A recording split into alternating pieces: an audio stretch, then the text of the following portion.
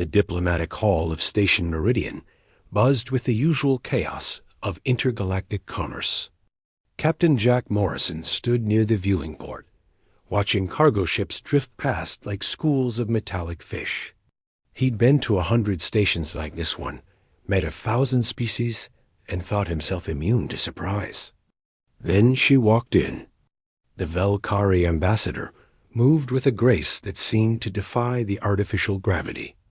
Her species stood 7 feet tall, with luminescent skin that shifted between deep violet and soft blue, depending on the light. 4 arms moved in synchronized patterns as she gestured to her attendants. But it wasn't her height or her extra limbs that caught Jack's attention. It was the way every other species in the room seemed to lean slightly away from her. Ambassador Lyra represented one of the galaxy's oldest civilizations. The Velkari had been exploring stars when humanity was still figuring out agriculture. They possessed technology that could reshape planets, weapons that could crack moons, and a philosophical tradition that made human philosophy look like children's scribbles. They also had very specific rules about physical contact. Jack had read the briefing 3 times. The Velkari considered touch to be the highest form of intimacy, reserved only for family bonds and mating rituals. Accidental contact was seen as a grave insult. Wars had nearly started over less. So when Ambassador Lyra's security badge slipped from her diplomatic sash and clattered to the floor, every being in the vicinity took a careful step back. Everyone except Jack.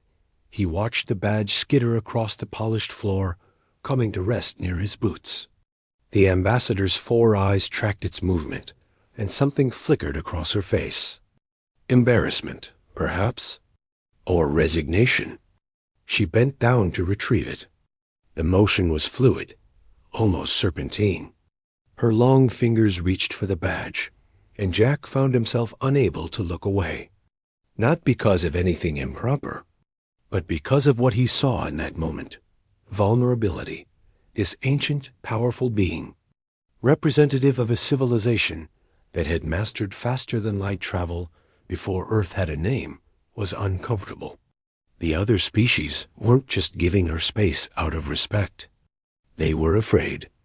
Afraid to help. Afraid to offend. Afraid to bridge the gap that protocol had built. Jack's grandfather had been a firefighter. He used to say that sometimes the bravest thing you could do was reach out when everyone else pulled back. The badge was closer to Jack than to the ambassador. He moved without thinking, his hand closing around the small metal rectangle, just as her fingers brushed its edge. The room went silent. Contact had been made. Ambassador Lyra's skin flashed bright crimson, then pale silver. Her attendants rushed forward, hands on weapons that could probably disintegrate him before he registered the threat. The other diplomats backed away even further, as if proximity to the incident might somehow implicate them. Jack stood slowly, holding the badge out to her. He kept his voice level and calm. "My apologies, Ambassador. I didn't mean to offend." She stared at him. All 4 eyes focused with an intensity that made him feel like a specimen under a microscope. Her skin continued to shift colors, patterns racing across her features too quickly to interpret.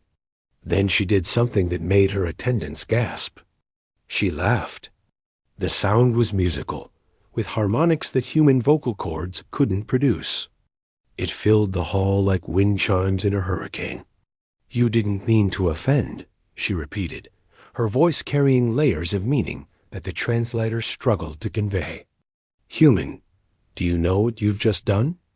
"Helped someone pick up their badge," Jack said. "Where I come from, that's called common courtesy." Common courtesy. She took the badge from his hand, deliberately letting her fingers brush his for a moment, longer than necessary. Her skin felt warm, almost hot, with a texture like polished stone. "Tell me, Captain Morrison, do your people often commit cultural violations in the name of courtesy?" He met her gaze steadily. "We commit them in the name of doing what's right. Sometimes those are the same thing." The ambassador's attendants looked ready to drag Jack away for interrogation, possibly followed by execution.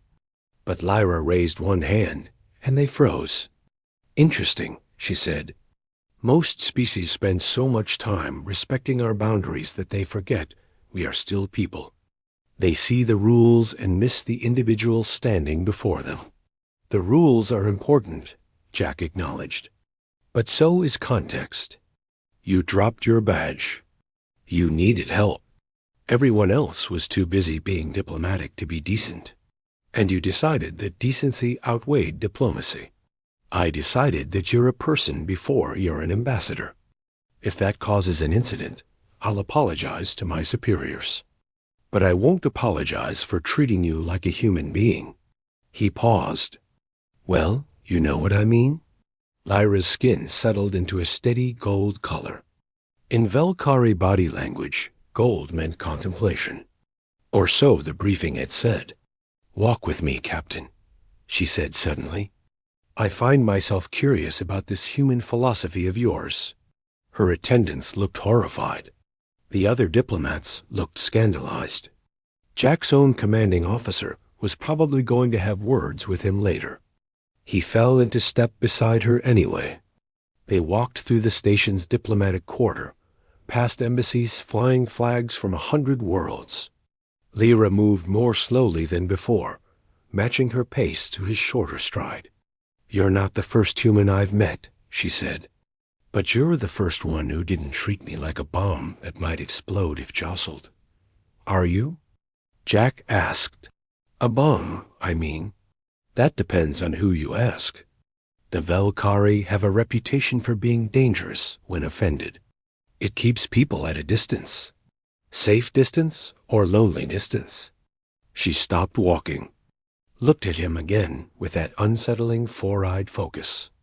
"You ask dangerous questions, Captain. Only if you give dangerous answers, Ambassador." A smile played at the corners of her mouth. Velkari mouths weren't quite like human ones, but the expression translated well enough. "The galaxy is full of species," she said quietly. "Thousands of civilizations, each with their own customs and protocols. We spend so much energy maintaining those protocols that we forget why they exist in the first place." "To help people understand each other," Jack said. "To help people avoid conflict," Lyra corrected. "Understanding requires risk. It requires the possibility of mistakes. Your species is young, Captain Morrison. You haven't learned to be afraid of mistakes yet. We've made plenty of mistakes. We're just stubborn enough to keep trying anyway." "Yes." Her skin shifted through several colors before settling on a warm amber. "I've been reading about human history. Your wars, your conflicts. The way you tear yourselves apart and then somehow rebuild. It's brutal and beautiful and utterly confusing. We're a work in progress," Jack admitted. "So is everyone. But most species pretend otherwise." She resumed walking, and he matched her stride. "Do you know why the Velkari have such strict contact protocols?" The briefing said it was cultural. Something about intimacy and family bonds. The briefing was written by people who didn't want to know the real answer, Lyra said. "The truth is simpler and sadder. We're touch telepaths, Captain. Not strong enough to read minds, but strong enough to feel emotions. When we touch someone, we experience what they're feeling."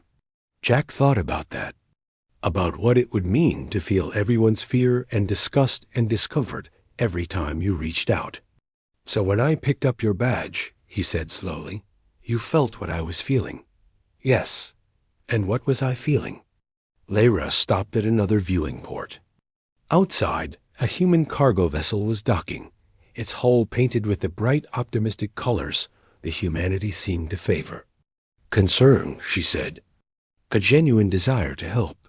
No fear, no disgust, no pity." She paused. "It's been a long time since I felt that from someone outside my own people."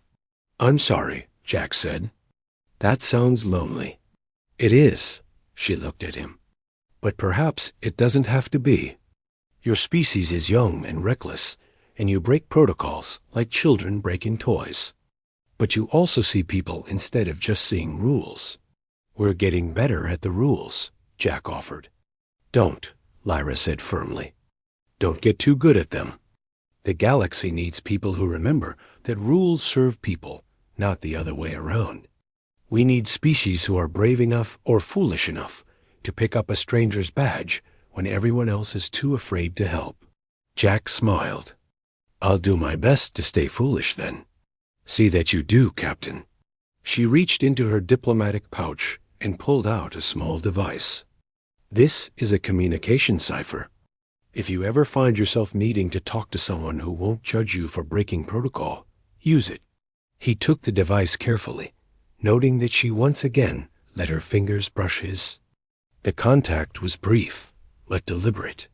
What does the Valkyrie diplomatic corps think about their ambassador making friends with clumsy humans? He asked. They think I should maintain proper distance and decorum, Lyra said. Which is exactly why I'm not going to. She turned to leave, then paused. Captain Morrison? Thank you for seeing me instead of just seeing the rules. Ambassador, Jack replied. Thank you for being worth seeing. She walked away, her attendants falling into formation around her. But before she disappeared around the corner, her skin flashed one final color. According to the briefing, bright gold meant joy. Jack stood at the viewing port for a long time after that, thinking about protocols and people, rules and risks. Somewhere in the galaxy, species